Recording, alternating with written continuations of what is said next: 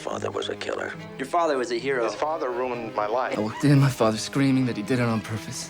Why? Because he was a monster. Were there any stories in real life that kind of inspired you to kind of create Adoration?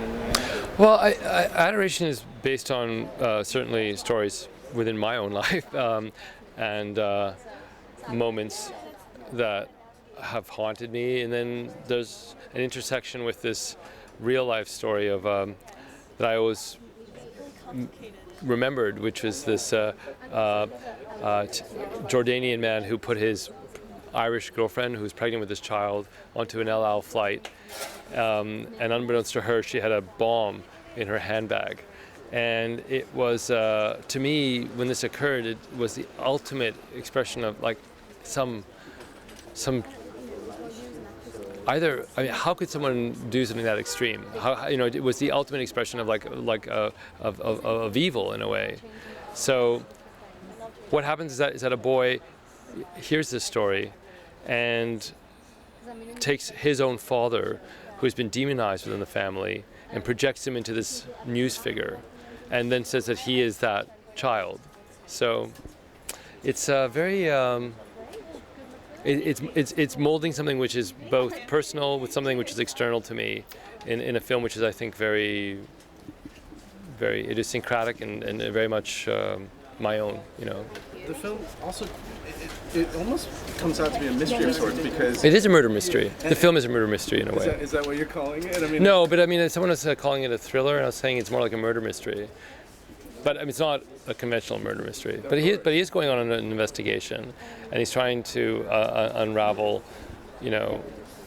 I mean, his grandfather is telling him that his father was a murderer, and that's a very heavy sentence, and he has to understand whether or not that's true.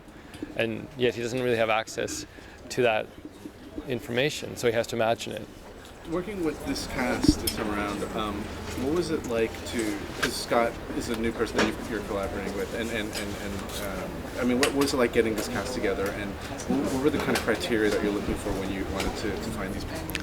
Well, I think casting is trying to harness different energies, and you know, it was really challenging to find Simon, because you needed a young man who's 15, who wasn't too smart for his own good, who still had a certain naivete, and yet, you know, you could feel compassion towards. So, you know, we did a really extensive search, and, you know, like, we found Devin, who's just great. Scott, I have to say, was a very unusual situation where he got access to the script, read it, and insisted on auditioning for me. And I said to him, you know, you're way younger than I had in mind. Like, this is supposed to be an older character. But when I saw his audition, I was just floored by it. And I thought, wow, this is a whole different way of thinking about this character. And instead of being this person who gives up his 30s, you know, to look after this boy, it's much more powerful if he gives up his 20s in a way. And I think it's just, in a way, he cast himself, weirdly enough. And I'm so thankful. And then Arsene, I mean, is someone I've been working with for obviously a long, long time, but this is a role that's really designed for her, and I think the three of them work incredibly well. And then Rachel and Noam have to achieve this very dreamy sort of kind of tone. And I'd worked with Rachel in Where the Truth Lies, and I was just really impressed with her, and she surprised me, and it was a pleasure to work with her again as well. A lot of your films deal with memories and perception of what we remember versus the actual, you know, reality of the situation. Do you feel, I mean, what is it about these things that, like, kind of you keep on going back to? Because I don't know. Because they're very, very pertinent to me. I mean,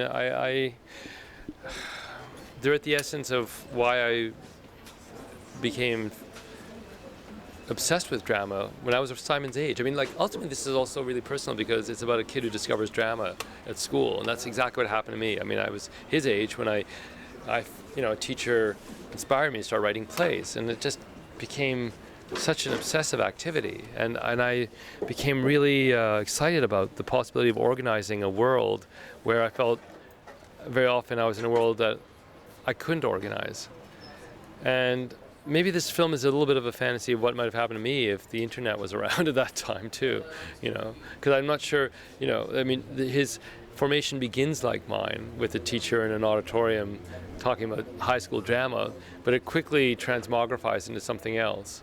Last question then. I mean, I was surprised to hear that you were surprised that you got into Cannes, because your relationship with this festival. Yeah, but you never take it for granted. You really can never take it for granted. I mean, they only do select 20 odd films from around the world, so it's a huge honor. And you know, and maybe even particularly because I've been here so many times, like I think, okay, there's probably a limit, you know, but I'm so happy the film is here. It's exactly the right place for it to be showing. It's wonderful. Thank you. Thank you.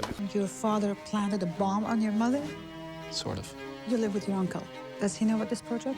I don't think he'd get it. He wasn't really raised to be tolerant about this sort of thing. Maybe people really should stick to their own kind.